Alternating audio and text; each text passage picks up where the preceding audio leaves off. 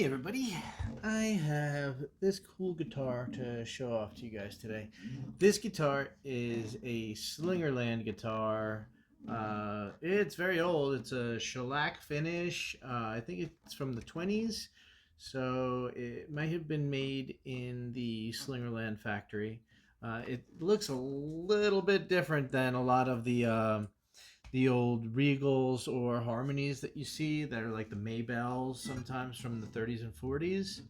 Um, this one has a really deep V neck. It's very hefty, thick from front to back. You can see it, and it's at a sharp V the whole way down. So that sets this guitar aside from a lot of other guitars.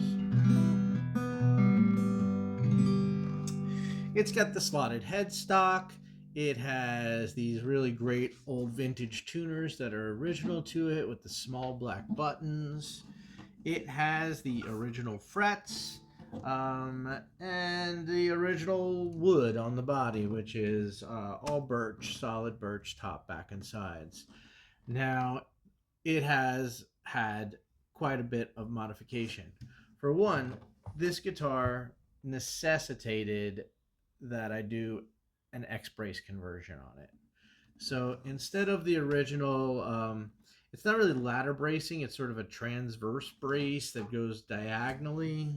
Usually there's a transverse brace across the top, and then one here and one here, and it's like a Z bracing, sometimes it's called. This one had really just all it had was the one up here and the diagonal brace and a pretty hefty bridge plate, which was narrow but really thick. Now, this guitar in its original state collapsed in on itself and warped the top. And I took it apart and I attempted to fix it and restore it back to original, but it wasn't having it. It decided that it wanted to creep a little bit more and more and more in here, and the original bracing just wasn't sufficient to keep the top from wanting to cave in on itself the way it had always done for its 100 and something years of life. So it really needed a second go over. So I opened it back up.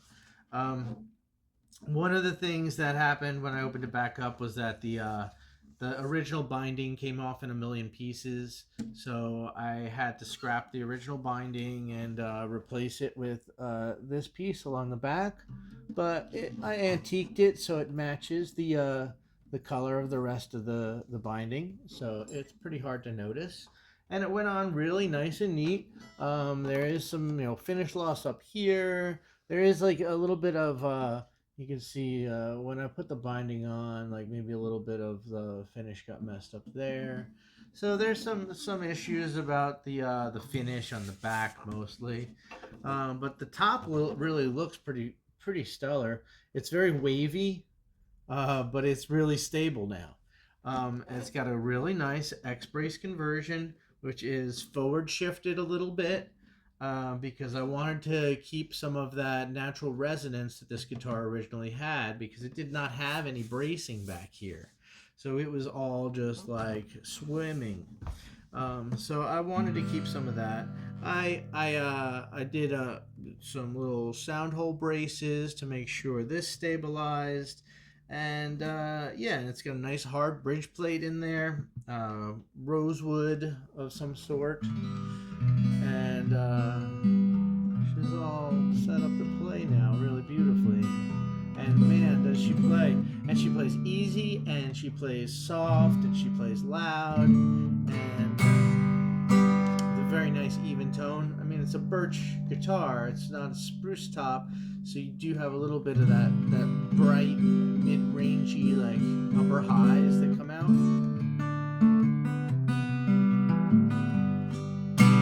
It's punchy, right? Okay, one of the other things that needed to be done to this guitar was the bridge self-destructed. The original bridge self-destructed. So this is a pretty precise copy of the original, made out of a piece of rosewood. It is the same shape and size as the original, and it's finished off with some nitro, which maybe it would have been shellac originally, but nitro is really easy to use for that. And so I did that up like that. It's got the original screws and the original like nuts and spacers on the inside. It's got these really weird like fanned out spacers. I routed it for a bone saddle. It is slightly angled for compensation, but it is not carved for compensation. I don't think it really needs it.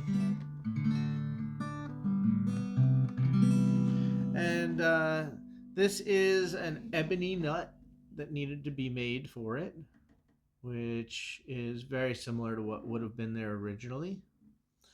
And the frets have all been leveled and dressed and feel really comfortable, and they play really cleanly.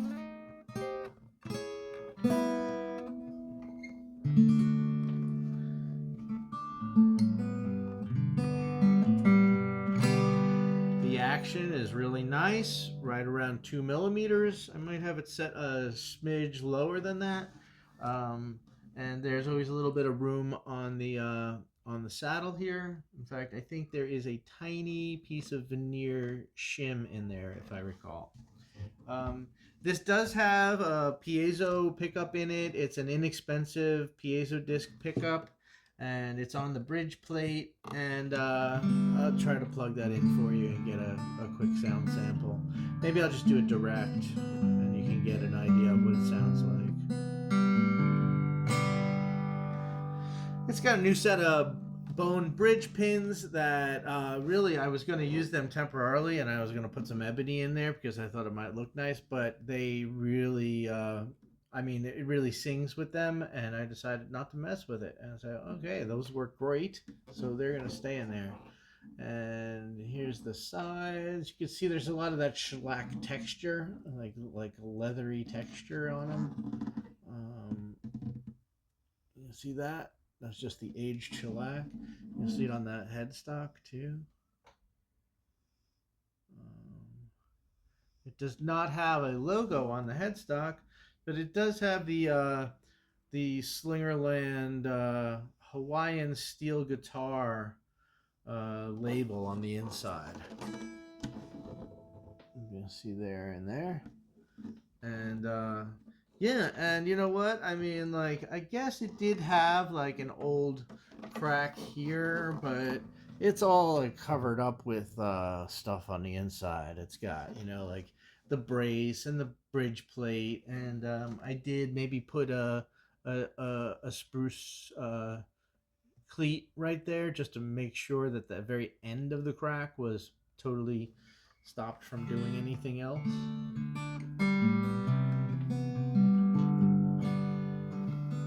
Tuners work really nicely, actually. No real play in them or anything.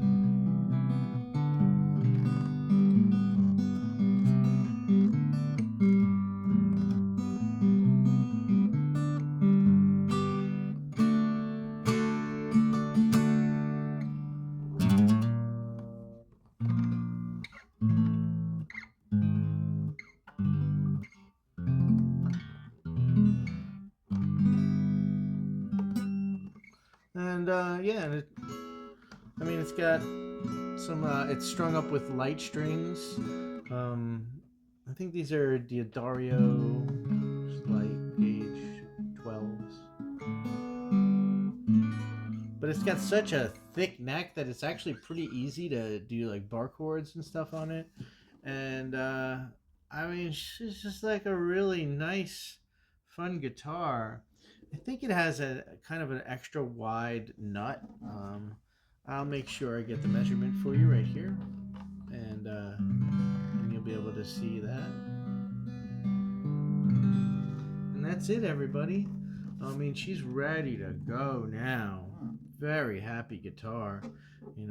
Good, nice, tight neck reset. Here's the back. Like I said, the top's a little wavy, but it's got the right shape, right geometry. Everything's going on for this guy. And yeah, let's plug in this piezo.